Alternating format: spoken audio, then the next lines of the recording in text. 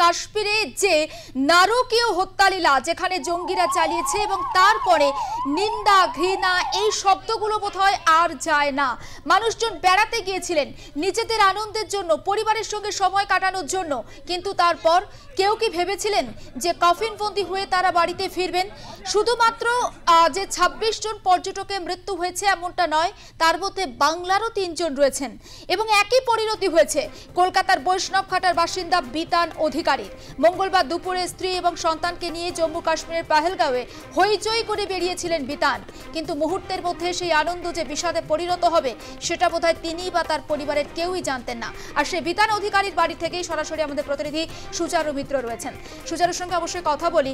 সুচারু, ওই পরিবারটার কাছে অর্থাৎ অধিকারী পরিবারের কাছে বোধহয় এই মুহূর্তে শোক কি জিনিস তারা সবকিছুই জানেন, কিন্তু কথা বলা কি কোনোভাবে সম্ভব হয়েছে?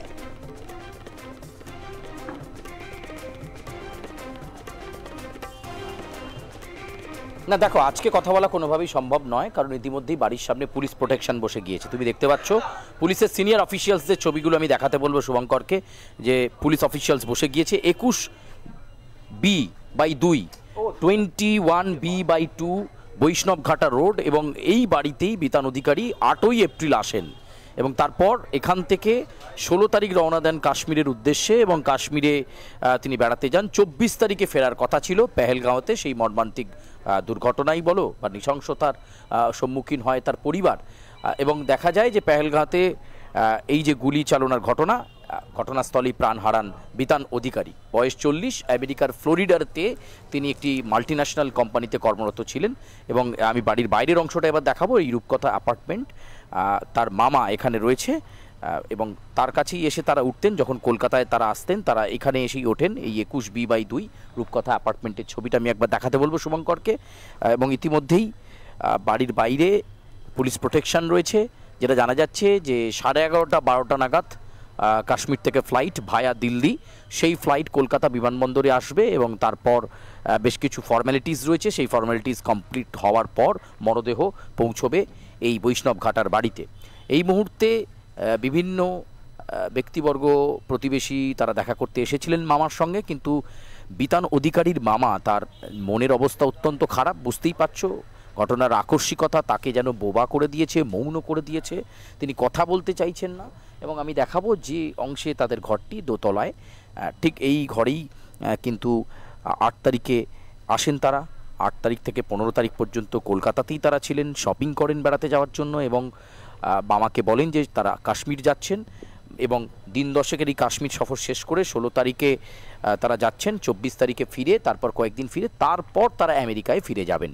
সেই মতো 16 তারিখ এখান থেকে তারা বেরোন, কাশ্মীরে যান। সব কিছুই ঠিকঠাক চলছিল। তাল কাটলো গতকাল পেহেলগাঁওতে যে ওপেন ক্যাফে, সেই ক্যাফেতে যখন তারা স্ন্যাক্স খাচ্ছিলেন এবং চা পান করছিলেন, ঠিক সেই সময়ই একদল লোক, কেউ বলছেন পুলিশ সেজে, কেউ বলছেন সেনা সেজে, নকল মানে একেবারে পরিচয় দিয়ে তারা চলে আসেন এবং আইডি কার্ড তারা চেস করতে থাকেন পর্যটকদের। এবং তারপরই অকাতরে গুলি চালনার ঘটনা ঘটে। 50 রাউন্ড গুলি চালায় এই জঙ্গিরা। এখনও পর্যন্ত কোন জঙ্গি সংগঠন কাশ্মীরে এই মর্মান্তিক বা এই নৃশংস দুর্ঘটনা ঘটালো সেটা পরিষ্কার নয়। তবে ন্যাশনাল ইনভেস্টিগেশন এজেন্সি NIA মনে করছে এর নেপথ্যে রয়েছে লস্কর ই তৈবা। এখনও পর্যন্ত তদন্ত প্রক্রিয়া শুরু হয়েছে। আজকে আর খানিকটা পরেই কেন্দ্রীয় মন্ত্রিসভার বৈঠক শুরু হবে, ক্যাবিনেট মিটিং শুরু হবে। প্রধানমন্ত্রী ক্যাবিনেট মিটিং ডেকেছেন। তার আগে গভীর রাতে তিনি গতকাল প্রধানমন্ত্রী উদ্বিগ্ন হয়েই তার সৌদি আরব যে সফর, সেই সফর কাটছাট করে চলে আসেন দিল্লি। অজিত দোভাল জাতীয় নিরাপত্তা উপদেষ্টা তার সঙ্গে বৈঠক করেন। বৈঠক হয় বিক্রম মিশ্রি, এমনকি S জয়শঙ্করের সাথেও। তারপরে পরবর্তী পদক্ষেপ ভারত কি করে, এবং এই যে ঘটনা, পর্যটন কেন্দ্র বা ভূস্বর্গ কাশ্মীরে একটা বড় আঘাত বলা যেতে পারে, কারণ 3রা জুলাই থেকে অমরনাথ যাত্রা শুরু হচ্ছে। তার আগে এই ঘটনা, একেবারে উদ্বেগে রয়েছে গোটা কেন্দ্রীয় স্বরাষ্ট্রমন্ত্রক, কেন্দ্রীয় সরকার। কাশ্মীরের এই ঘটনা হতবাক করেছে পর্যটকদের ওপর অকাতলে গুলিবর্ষণ। সেই গুলিবর্ষণের মাঝে পড়ে যান বিতান অধিকারী। আবারও বলবো, কর্মসূত্রে স্থায়ীভাবে ফ্লোরিডাতেই থাকছিল সপরিবারে বিতান। মাঝে মধ্যে কলকাতায় আসলে 21B/2 এই রূপকথা অ্যাপার্টমেন্টের দোতলার যে ঘর, সেই দ্বিতলই ছিল তার একমাত্র আশ্রয়। এখানে মামা থাকেন, সেই মামার কাছেই এসে থাকতো তারা। এখন এই ঘটনা ঘটে যাওয়ার পর তার মামা কান্নায় ভেঙে পড়েছেন। গতকাল রাতেই অরূপ বিশ্বাস তিনি এসেছিলেন। দেখতে পাচ্ছ সিনিয়র পুলিশ অফিসিয়ালস তারা প্রত্যেকে এখানে রয়েছেন যাতে গোটা পরিবারের সঙ্গে কোঅর্ডিনেশনস করা যায়। কলকাতা পুলিশের সিনিয়র অফিসিয়ালসটা বারে বারে আসছেন এবং তারা বিতানের মামাকে বোঝানোর চেষ্টা করছেন যে গোটা প্রক্রিয়াটাকে ঠিকঠাকভাবে যাতে সুষ্ঠুভাবে সম্পন্ন করা যায় সেটা দেখতে হবে। কারণ মুখ্যমন্ত্রী মমতা বন্দ্যোপাধ্যায় নিজে বিতান অধিকারী স্ত্রীকে, তার ওয়াইফকে ঘটনার পরে ফোন করেছিলেন, আশ্বাস দিয়েছেন পাশে থাকার। এখন আর তো কিছু করার নেই। ফলে এই শোকস্তব্ধ পরিবারের পাশে যতটা থাকা চায় সেই থাকার চেষ্টা করছে এ রাজ্যের সরকার। এবং ইতিমধ্যেই মন্ত্রী অরূপ বিশ্বাস তিনিও এসেছিলেন বিতানের মামার সঙ্গে। গতকালই তার কথা হয়। আজকে সন্ধ্যে 6টা থেকে 6:30 নাগাদ এখানে শববাহী শকটে মরদেহ এসে পৌঁছবে, এমনটাই কিন্তু আমরা জানতে পারছি। আবারও অ্যাপার্টমেন্টের ছবিটা শুভঙ্করকে দেখাতে বলবো যে শোক কার্যত গ্রাস করেছে তার পরিবারকে।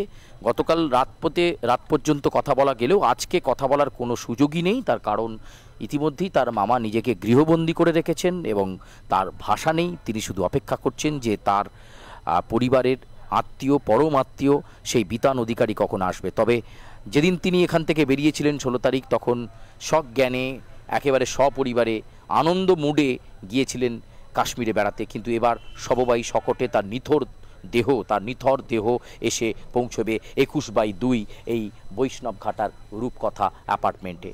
তার মামাও বোধহয় ভাবতে পারেননি যে এবারের ভ্যাকেশন কাটাতে আসা, আমেরিকা থেকে আসা বিতান অধিকারীর কাছে এটাই হয়তো শেষ আসা কলকাতায়। এটাও হয়তো স্বপ্নেও ভাবতে পারেননি তার মামা।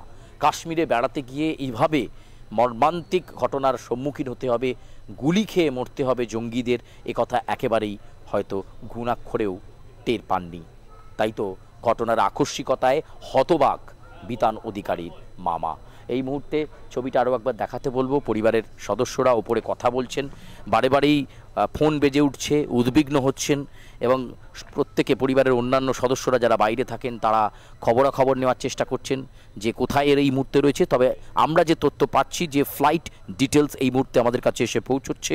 কাশ্মীর থেকে সকাল 11:30 12টা নাগাদ শববাহী শকট ফ্লাইটে করে রওনা দেবে, ভায়া দিল্লি হয়ে কলকাতা বিমানবন্দরে আসবে এবং তারপর পুলিশের নিরাপত্তাতে এই বৈষ্ণবঘাটায় 21B/2 এই যে রূপকথা অ্যাপার্টমেন্ট, যে অ্যাপার্টমেন্টের ছবি এতক্ষণ দেখলে, আত্মীয় পরিজনরা বারবার ফোন করছেন, পরিবারের সদস্যরা ভেঙে পড়েছেন হতাশাতে, তবু তারা ফোন করছেন। হয়তো কণ্ঠরোধ হয়ে আসছে, কান্নায় ভেঙে পড়ার মতো পরিস্থিতি, কিন্তু কিছু করার নেই।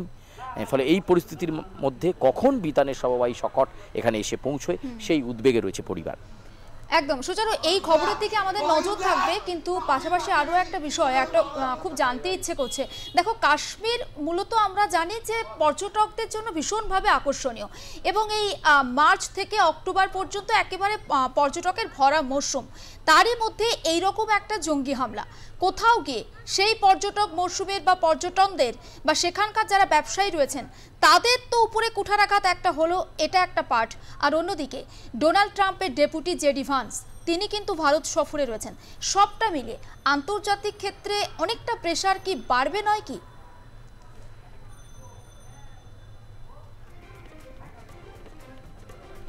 একদম বাড়বে, আন্তর্জাতিক ক্ষেত্রে অনেকটা প্রেশার বাড়বে। এবং যেটা বললে ওটা আর প্রশ্ন করার অপেক্ষা রাখে না। পর্যটন এবার বিরাট ধাক্কা খেলো, কারণ জুলাই মাসের 3 তারিখ অমরনাথ যাত্রা, তার আগে পেহেলগাঁওতে এই ঘটনা এবং 50 রাউন্ড গুলি চলল, 26 জন মানুষ মানে অকাতরে মারা গেলেন, অসহায় অবস্থায় মারা গেলেন, বুঝে উঠতে পারলেন না যে তারা কি দোষ করেছেন। ফলে নিঃসন্দেহে পর্যটনে খুব বড় ধাক্কা। এবং কাশ্মীরের যারা পর্যটন শিল্পের সঙ্গে যুক্ত তারা বুঝে গিয়েছেন, তারা ভয় পেয়েছেন। তাই তারা গতকাল সন্ধ্যেবেলায় মোমবাতি নিয়ে বলেছিলেন যে পর্যটকদের এই যে মৃত্যু মানছি না, মানব না, অবিলম্বে প্রকৃত দোষীদের চিহ্নিত করতে হবে। কিন্তু এদেরই মাঝে কেউ লস্করি তৈবা, কেউ বা আবার হুরিয়াত জঙ্গি লুকিয়ে রয়েছে। এনআইএ কিন্তু মনে করছে এর পেছনে লস্করি তৈবাই রয়েছে, যদিও এখনো পর্যন্ত কোনো জঙ্গি সংগঠন এই পেহেলগাঁওয়ের যে ঘটনা, গুলি চালনার যে ঘটনা এবং 26 জনের মৃত্যু, সেই দায় কিন্তু স্বীকার করেনি। তবে এনআইএ, ন্যাশনাল ইনভেস্টিগেশন এজেন্সি, তারা প্রাথমিকভাবে মনে করছে গোটা ঘটনার নেপথ্যে লস্কর যোগ তারা পাচ্ছেন। তদন্ত এগোলে আরও পরিষ্কার হবে। কিন্তু একটা কথা বলো তো, এই সমীর গুহ বা বিতান অধিকারী বা পুরুলিয়ার আরেক বাসিন্দা বা বাকি আরও 23 জন, তারা কি অপরাধ করেছিলেন? তারা তো বেড়াতে গিয়েছিলেন, ভূস্বর্গের প্রাকৃতিক দৃশ্য, মনোরম দৃশ্যকে উপভোগ করতে গিয়েছিলেন। তারা একটু বিশ্রাম নিচ্ছিলেন, ওই ক্যাফের বাইরে মাঠটাতে বসে খাওয়া দাওয়া করছিলেন। অকাতরে তাদের পরিচয় জানতে চাওয়া হলো, তারপর তাদের ওপর গুলি চালনার ঘটনা ঘটল। পরিবারের অন্যান্য সদস্যরা কেউ আহত অবস্থায় দেখলেন, তার পরিবারের প্রিয় সদস্যটির মৃত্যু ঘটেছে সেখানে। ঠিক যেভাবে বিতান অধিকারীর মৃত্যু সামনে দাঁড়িয়ে থেকে দেখেছে তার সন্তান এবং তার স্ত্রী। ঘটনার আকস্মিকতায় হতবাক বিতানের স্ত্রী, এবং তারা বলছেন আইডেন্টি কার্ড চেক করার পরেই হঠাৎ করে গুলি করে দেওয়া হয় বিতানকে। মাটিতে লুটিয়ে পড়েন বিতান, চোখের সামনে সাহায্য চেয়েও পাওয়া যায়নি, বিতানের মৃত্যু ঘটেছে। ফলে নিঃসন্দেহে পর্যটন ক্ষেত্রে যে এই ঘটনা কাশ্মীরের ওপর একটা চাপ তৈরি করে দিল এবং অনেকটা পর্যটন শিল্পের ওপর একটা বড় ধাক্কা এলো। কাশ্মীর যে বদলায়নি সে তার একই ছন্দে রয়েছে, বারে বারে জঙ্গি হামলা, বারে বারে বিচ্ছিন্নতাবাদী শক্তির মাথাচাড়া দেওয়া, সেটা কিন্তু বন্ধ করা যাচ্ছে না। মাঝে মনে হয়েছিল ৩৭০ ধারা বিলোপের পরে হয়তো কাশ্মীর আপাত শান্ত হয়েছে, কিন্তু সেটা ছিল বোধহয় সাময়িক। এই ভরা সিজনের জন্যই হয়তো অপেক্ষা করছিলেন বিচ্ছিন্নতাবাদী শক্তি, আর ঠিক সেই সময়ই এই ঘটনা ঘটালেন তারা। আরও একটা বিষয় খুব সংক্ষেপে জানতে চাইছি, দেখো সেখানে গতকাল যখন এই জঙ্গি হামলা হলো এবং আমরা দেখলাম সেখানে মোমবাতি নিয়ে পথে নেমেছেন সেখানকার মানুষজন, অর্থাৎ তারাও বোধহয় কোথাও গিয়ে এটা চাইছিলেন না। এটাও তো একটা বার্তা বহন করছে সুচারু।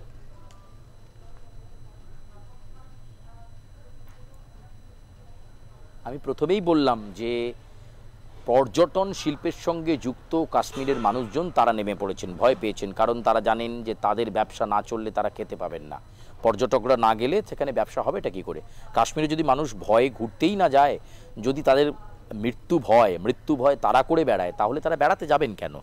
ফলে এক্ষেত্রে পর্যটন শিল্পের সঙ্গে যুক্তরা প্রতিবাদে নেমেছেন এবং তারা ভয় পাচ্ছেন যে এবারের পর্যটন মরশুম বোধহয় মাটি হয়ে গেল। ৩রা জুলাই থেকে অমরনাথ যাত্রা, তার আগে আরও নিশ্চিত নিরাপত্তায় নিশ্চয়ই মুড়ে ফেলা হবে কাশ্মীরকে, শ্রীনগরকে, জম্মুকে। তার কারণ ইতিমধ্যেই অজিত দোভালের সঙ্গে নরেন্দ্র মোদী বৈঠক করেছেন। এই গোটা ঘটনাটাকে একটুকু হালকা দেখছে না কেন্দ্রীয় স্বরাষ্ট্রমন্ত্রকও। এবং কোথায় সিকিউরিটি ব্রিচ করলো, কোথায় ইন্টেলিজেন্স ফেলিওর করলো যে একটা অন্য পোশাকে জঙ্গিরা ঢুকে পড়লেন সশস্ত্র অবস্থায়, তারা গুলি চালালেন 50 জনকে এবং তারপর তারা পালিয়ে গেলেন। ফলে গোটা ঘটনা কিন্তু ভাবাচ্ছে, তবে এর পেছনে লস্কর যোগ দেখছে এনআইএ।